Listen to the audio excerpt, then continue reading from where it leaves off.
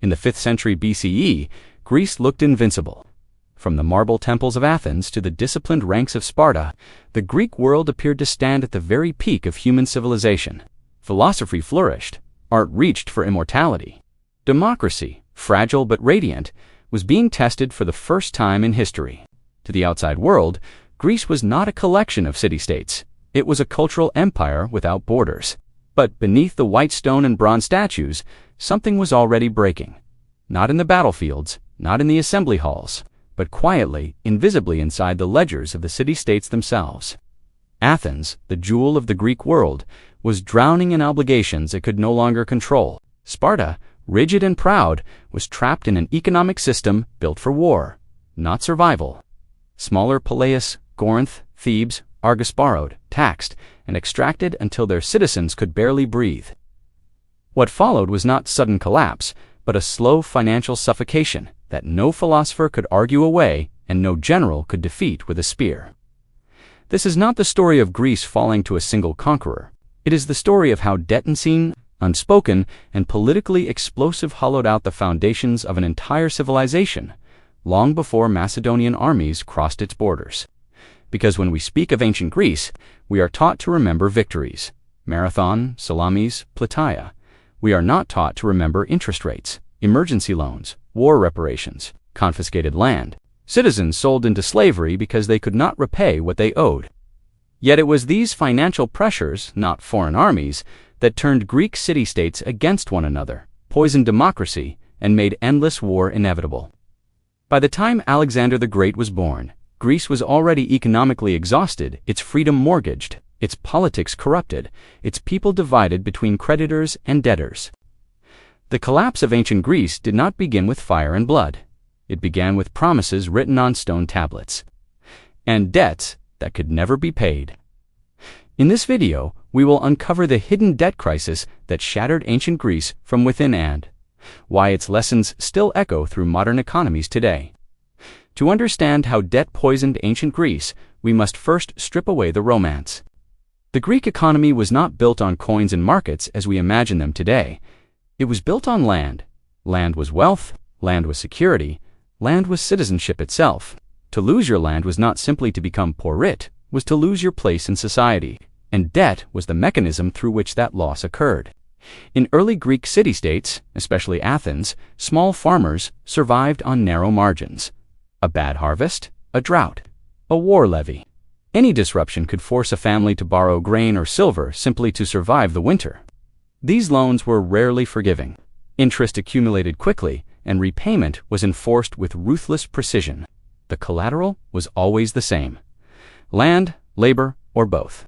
If a farmer failed to repay, his land could be seized by aristocratic creditors. If that was not enough, the farmer himself and, sometimes his wife and children, could be enslaved as debt bondsmen, forced to work the very soil they once owned. These men were called hectomorol in Athens, sixth parters, because they were allowed to keep only 1/6 of what they produced, while the rest went to their creditor. This was not an accident of the system. It was the system. Over time, wealth concentrated into fewer and fewer hands. Large estates swallowed small farms. The aristocracy grew richer, while the backbone of the polis, the citizen farmer, was crushed beneath obligations he could never escape. Political equality existed in theory, but economic reality made it a lie. Debt did something even more corrosive than poverty. It destroyed loyalty. A man who owed everything to his creditor did not fight for the city-state with pride. He fought out of fear, or he did not fight at all. Military service became uneven. Social trust evaporated. Civil conflict simmered just below the surface of daily life. This growing divide terrified Greek elites not because they sympathized with the poor.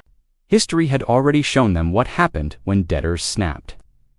In other Greek regions, waves of violence erupted as indebted populations rose against landowners, burning estates and redistributing land by force. Entire constitutions collapsed under the pressure. Tyrants did not seize power because people loved tyranny, they seized power because debt made normal governance impossible. Athens stood on the edge of the same abyss. By the early 6th century BCE, the city was no longer merely divided by class, it was economically fractured beyond repair. The poor demanded relief. The rich demanded enforcement. And both sides knew that if nothing changed, the city would tear itself apart. This was the moment when debt stopped being a private matter and became a political weapon capable of destroying an entire civilization. By the early 6th century BCE, Athens was no longer governed, it was barely contained. The city was balanced on a knife's edge between revolution and collapse.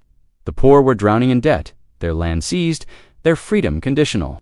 The wealthy, terrified of uprising, demanded stricter enforcement of contracts. Every faction believed it was being wronged. Every solution threatened violence. Athens needed a miracle. Instead, it chose a man. His name was Solon, a poet, a statesman, and, most importantly, someone trusted by neither side enough to be completely hated by both. In 594 BCE, he was granted extraordinary powers to resolve the crisis. What followed was one of the most radical economic interventions in ancient history. Solon understood a truth that few leaders dare to face. You cannot enforce debts that destroy the society meant to repay them. His solution was known as the Sysikthetha, shaking off of burdens, with a single sweeping reform. Solon canceled existing agricultural debts, abolished debt slavery, and freed those already enslaved for non-payment.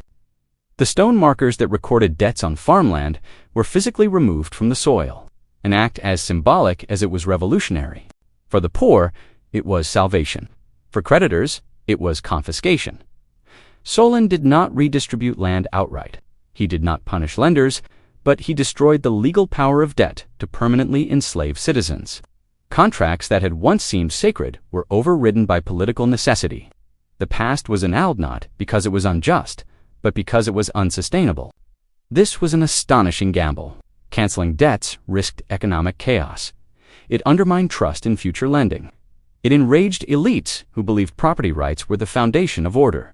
And yet Solon believed that without intervention, Athens would not survive long enough to worry about long-term consequences. For a time, it worked. Debt slavery disappeared. Social tension eased. The citizen farmer returned to the battlefield with renewed loyalty. Athens stabilized, and eventually, decades later, this fragile equilibrium would allow democracy to emerge. But Solon himself was under no illusion. He knew he had not solved the debt problem. He had postponed it. The deeper forces remained unchanged: land inequality, reliance on war financing, and the temptation of empire. Athens had been rescued from immediate implosion, but the machinery that created debt was still humming quietly beneath the surface. Solon left Athens voluntarily, traveling abroad so that no faction could force him to undo his reforms.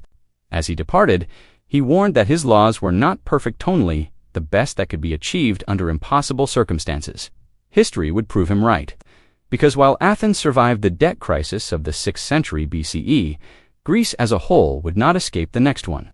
And when debt returned, this time fueled by war, tribute, and empirate, would be far more destructive than before. Athens did not become great by living within its means. It became great by outsourcing the cost of greatness. After the Persian Wars, the Greek world stood at a crossroads. The Persian threat still loomed, and many city-states feared another invasion. Athens offered protection. In exchange, it demanded contribution ships, soldiers, or silver. Thus was born the Delian League, a defensive alliance in name and an empire in practice. At first, the arrangement seemed reasonable. Member states paid annual tribute into a common treasury. Originally housed on the sacred island of Delos, the funds were meant to maintain a shared navy and guarantee collective security. But slowly, almost imperceptibly, the balance shifted. Athens began to control the treasury. Athens began to command the fleet. Athens began to decide how the money was spent. By the mid-5th century BCE, tribute payments from allied states had become the financial bloodstream of Athens itself. Silver flowed into the city not just to build triremes, but to fund temples, festivals, public salaries, and massive construction projects like the Parthenon. What history remembers as Athens' golden age was, in reality, an empire financed by external extraction. This was not sustainable wealth. It was political debt disguised as prosperity. Allies who once paid willingly soon found themselves trapped. Leaving the League was forbidden. Revolt was punished.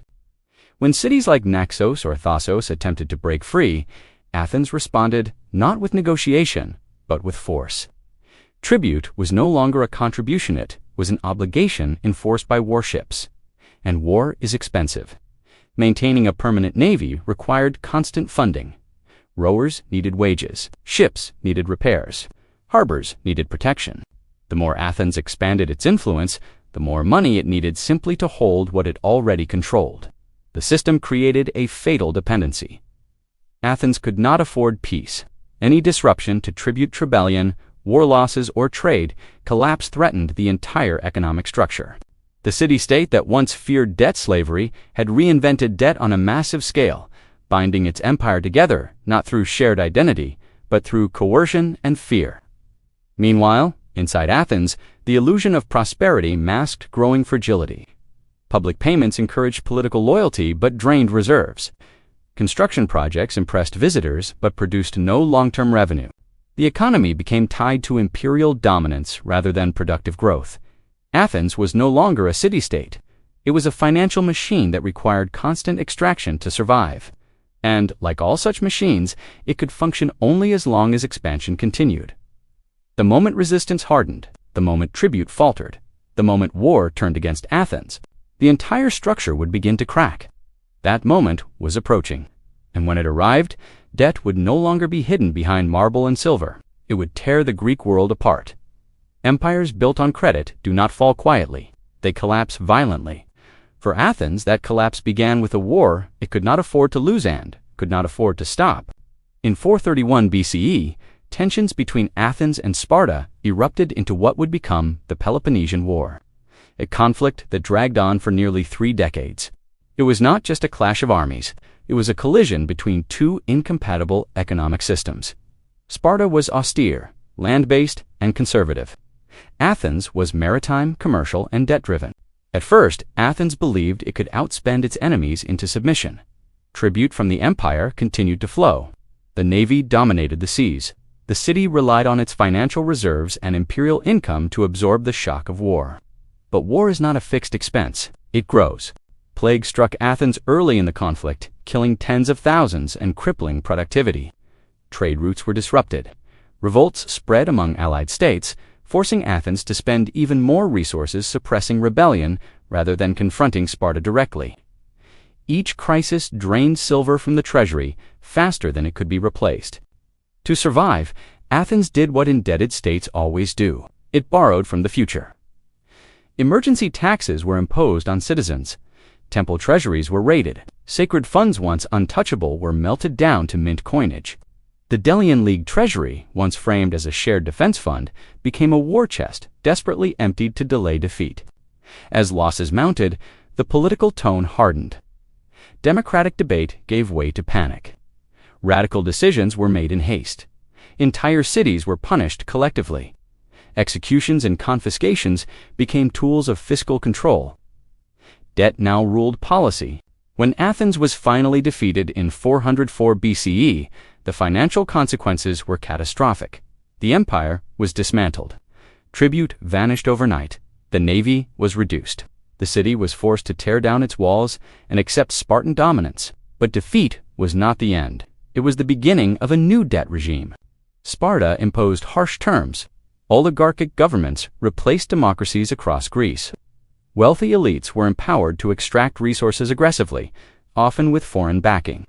In many city-states, land was redistributed not to the poor, but to collaborators. The old cycle returned only harsher. Debtors lost land again. Citizens fell into dependence. Mercenary armies replaced civic militias, because impoverished populations could no longer sustain long-term military service. War became a profession, not a duty. Greece fractured. City-states turned inward, competing rather than cooperating. Economic exhaustion replaced ambition. The intellectual brilliance of earlier centuries faded into survival politics. By the time a new power rose in the North Macedon, the Greek world was already broken, not by swords alone, but by decades of debt, extraction, and financial short-termism that no victory could repair. When the wars finally ended, Greece did not rebuild, it endured. That distinction matters. After the Peloponnesian War, no Greek city-state possessed the economic strength, political legitimacy, or social cohesion required for true recovery. The The debt crisis had not merely emptied treasuries, it had reshaped behavior, incentives, and trust in ways that could not be undone. Land remained concentrated. Credit remained punitive. War remained the default solution to fiscal stress. Athens regained a measure of independence. Sparta briefly claimed dominance. Thebes rose and fell. But none of them solved the underlying economic problem, a system where power depended on extraction rather than productivity, and where debt was enforced by force rather than absorbed by growth. The Greek world entered a long stagnation. Former citizen soldiers became tenants or mercenaries. Political participation shrank as poverty spread. Democracy, once radical and alive, became fragile and easily manipulated. Assemblies could be bought. Armies could be hired. Ideals could not compete with hunger. Most critically, Greece lost the one thing that had once made it powerful. When Philip II of Macedon began expanding south in the mid-4th century BCE, he did not conquer a confident civilization. He inherited a fractured one. Greek city-states still argued about autonomy and honor, but their economies were hollowed out, their treasuries were thin, their citizens were tired. At Chaeronea in 338 BCE, Greek independence ended not with a dramatic collapse, but with exhaustion. Macedon did not defeat Greece because it was smarter or more cultured. It defeated Greece because Greece could no longer afford itself. The tragedy is not that ancient Greece fell. The tragedy is why it fell, not because of decadence, not because of moral decline, not because democracy failed, but because economic systems were treated as immutable truths rather than human tools. Debt contracts were enforced long after they stopped serving society. Currency, tribute, and prestige were prioritized over resilience. Leaders protected symbols of power instead of the productive capacity of their people. Every crisis was met with extraction, rather than reform until there was nothing left to extract. And this is the lesson Greece leaves behind. An economy exists to serve a civilization, not to dominate it. Debt can stabilize a society, but only if it can be released. Power built on financial coercion always collapses inward. Ancient Greece gave the world philosophy, science, politics, and art. But it also gave us a warning: it's not in marble, but in ruin. When a society confuses wealth with strength, when it sacrifices its people to preserve its systems, it does not fall suddenly. It empties itself, quietly, predictably,